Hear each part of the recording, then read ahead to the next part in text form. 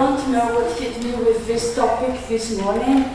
After all these beautiful things, I will be talking about money, but there's certainly something wrong with me anyway, because I am Greek, I live in Switzerland, but I work in Greece, so normally it should be the other way around, you know, making money in Switzerland and living in Greece. But Jenny said that difference is interesting, so I guess I'll do that. So anyway, so my topic is about measuring the return on investment of a solution-focused management development program. And I think it's about being a SEF, but also talking the client language. And this is what we try to do and try to demonstrate to you.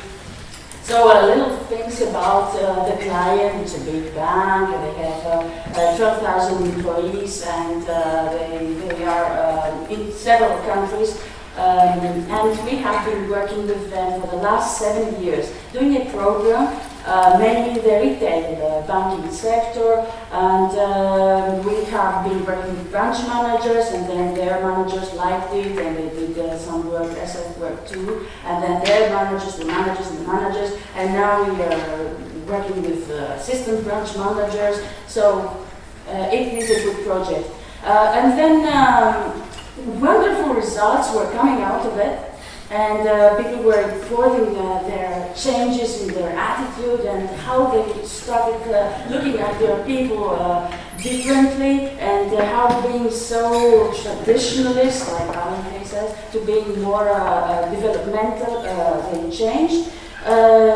Yet we were wondering how can we document all these things, because yes, there is all this progress, all these visible results, but to my understanding, and I think it's a big unfairness there, people from leadership development, we do so much work in organizations, but what the others say about that, it's not that favorable. It looks like it's not getting through all the time. And speaking, let's say, to executives, and you ask about the effectiveness of leadership development programs, okay, fluffy things, I don't know. Not all of them appreciate it as much. So I was thinking maybe we need to do something different, and that's how all this idea came.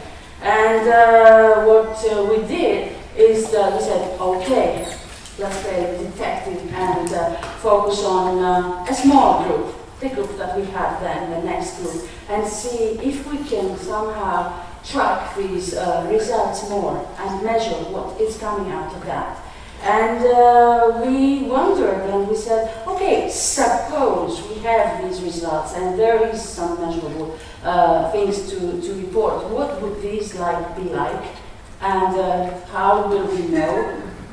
How will the participants know? How will the management know? And what is already there? What do we have? And what is the next step? So we found out that we had already put in place an enabling for ROI measurement design.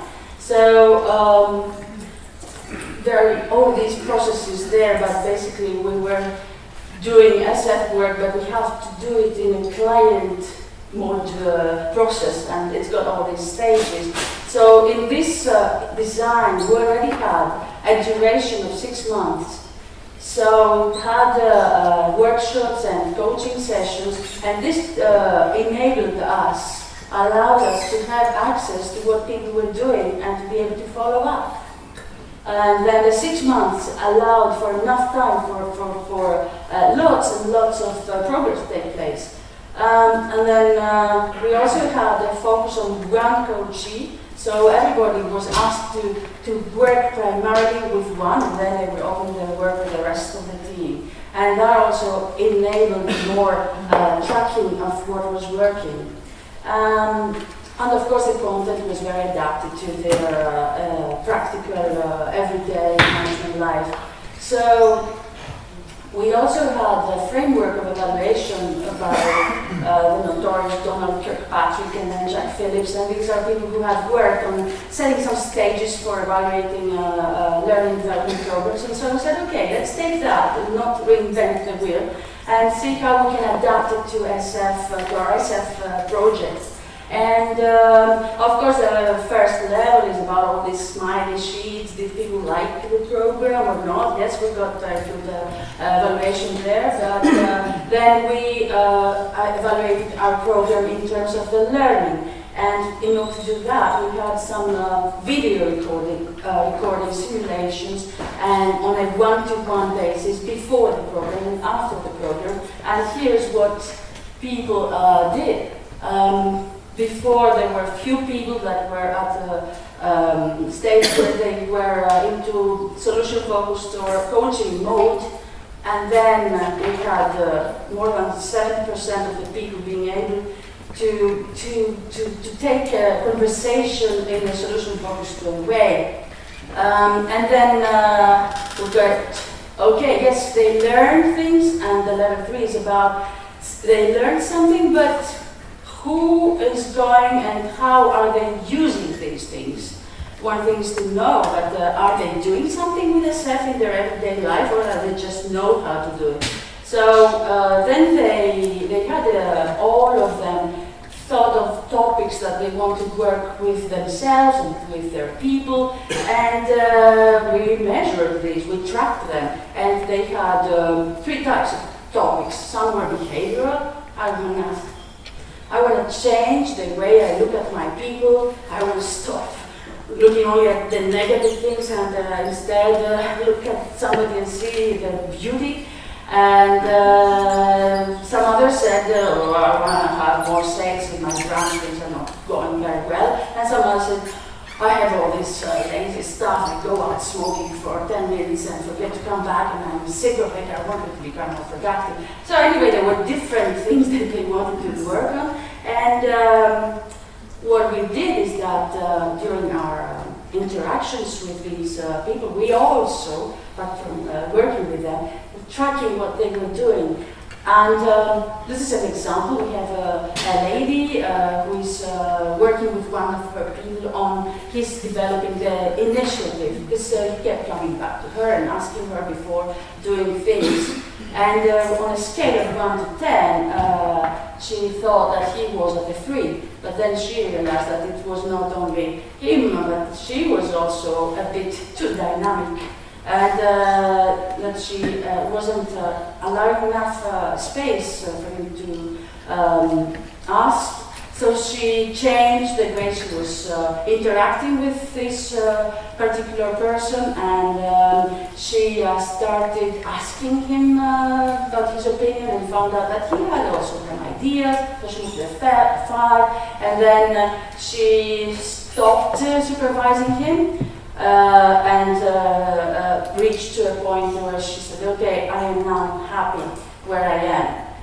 Of course, not everybody was moving the same. Some were finishing with their topics early, but it's an example of a 6-month duration process. And these things were things that we were tracking at the business impact level. And as you can see, there are some that are results that are what we call hard, like sales and time and quality, and some others that are soft, they're not tangible, like changing of attitude. So then, if we take this previous example, we say, what came out of that?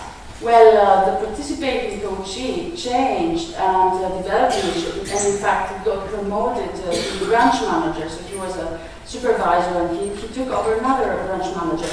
But and then the other result was that this lady saved herself at least 1 hour from closely supervising this person and other people in her team. And these results, I would say, one is soft and the other is hard. So these are the type of differentiation between the soft and hard that we also follow. And going now into the return on investment, which is the fifth level of this evaluation, we see what we are left with. And all the soft ones, they take an X.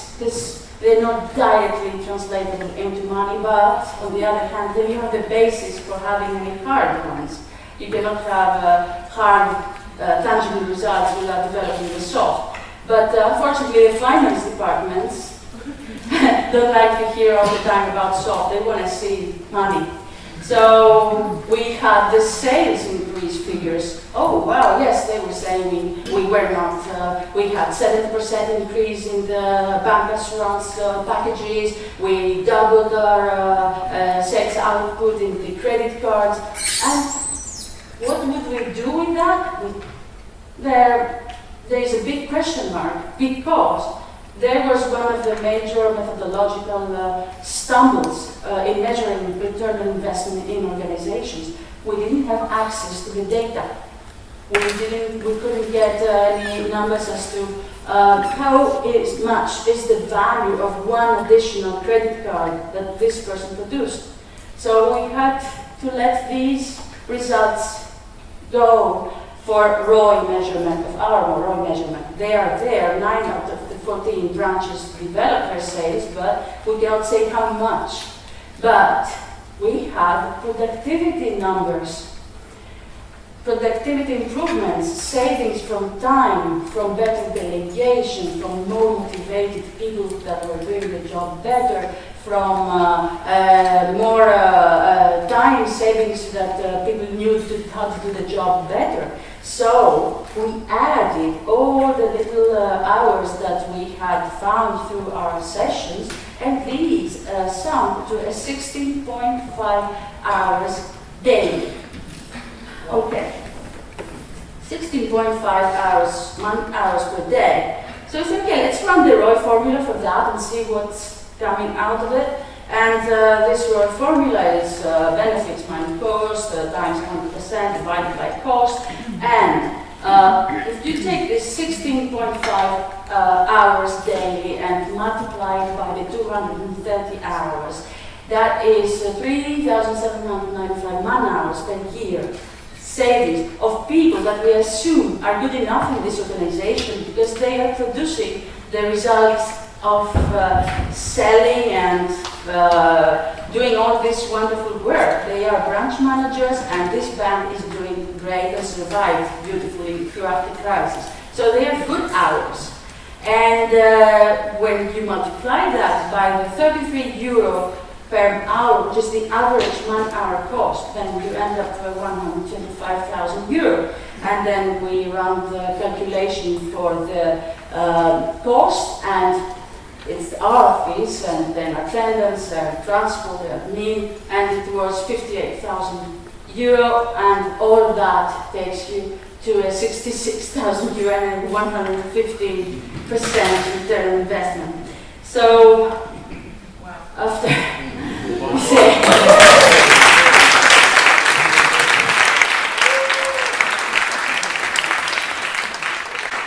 just the final word. I'm not saying to drain all this into 66,000 euro, obviously. Not overlooking everything that these people gained, their bank, their teams, their families, us.